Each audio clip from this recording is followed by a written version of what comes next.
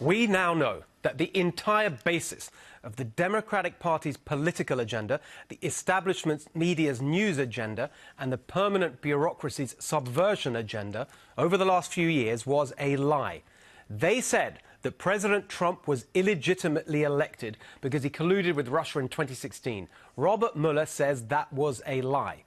They said that President Trump and his team engaged in a criminal conspiracy to subvert democracy and steal the election. Robert Mueller says that was a lie.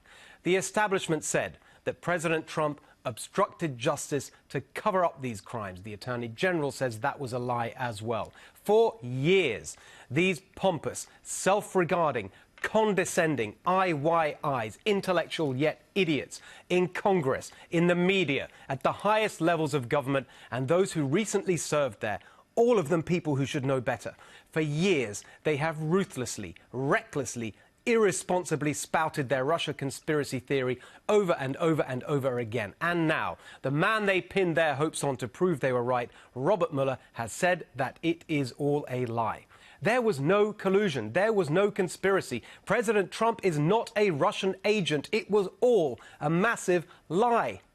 Of course, this is not the first time the establishment has united behind a lie. Under George W. Bush, the establishment took America to war on a lie. But this time, the establishment took America to the brink of civil war on a lie. And that is the real consequence of this Russia madness.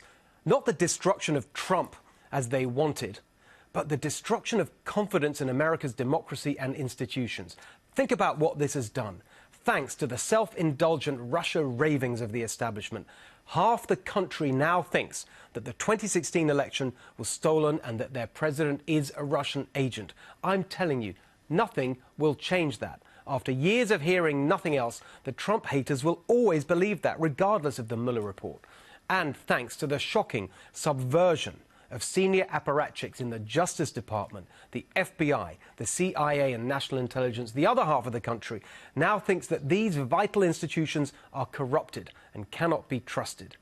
What a disaster of the establishment's own making. For all their high-minded lectures about democratic norms and the rule of law and democracy dying in darkness, they're the ones who took a wrecking ball to the foundations of the Republic, who undermined faith in democratic norms, who undermined faith in Americans' institutions. No, not the evil Trump. It was you, Adam Schiff. It was you, Eric Swalwell. It was you, Rod Rosenstein. It was you, John Brennan. It was you, James Comey. And yes, it was you, Lawrence O'Donnell. And you, Nicole Wallace, and you, Chuck Todd, who did this to America. You are the real agents of Putin because it was you and all your establishment cronies who helped Putin achieve his goal of dividing and destabilizing this country. And for what? For politics. All because you couldn't accept that a disruptive outsider who challenged the establishment consensus was actually elected president. So now what? How do we move on? President Trump was magnanimous this week. Here's what he said to our own Maria Bartiromo. This should never happen to another president. What happened to me, they came up with an excuse for losing an election. This should never happen to another president. I don't agree. I don't think this country will ever heal unless people feel that there is fairness and accountability and equal justice. Let's start with fairness. At some point, there will be another Democratic president, and when that moment comes, it is only fair that they too are treated exactly like President Trump has been. Joe Biden's personal and family corruption with China, that would have to be investigated. Kamala Harris's actions as San Francisco and California Attorney General, her relationship with former California power broker Willie Brown, who claimed to have put her in key political positions, it must all be investigated. Beto O'Rourke, the claims and reports of his corruption and nepotism in Texas, we would need endless investigations of that. And then, once the next Democratic president has been treated just like President Trump, fairness will have been achieved and America can move on. Next, accountability. Who seriously thinks that the damage to our democracy can ever be repaired unless there is a thorough accounting of what went on at the FBI, the Justice Department, the CIA, and the other corrupted components of the federal bureaucracy? We need a non-partisan equivalent of the 9/11 Commission to conduct a full and independent examination and make recommendations for how to restore public confidence. And finally, equal justice. For years, supporters of President Trump have watched aghast at the one-sided nature of the investigative process since 2016.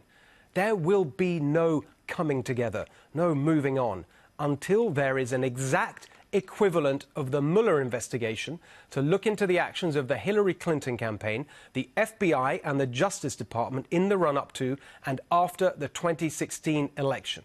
Today, the establishment has been saying that the completion of the Mueller report is not the end or even the beginning of the end, but just the end of the beginning of their campaign to undermine and overturn the 2016 election. So there you have it. We can now see that for the establishment, facts don't actually matter.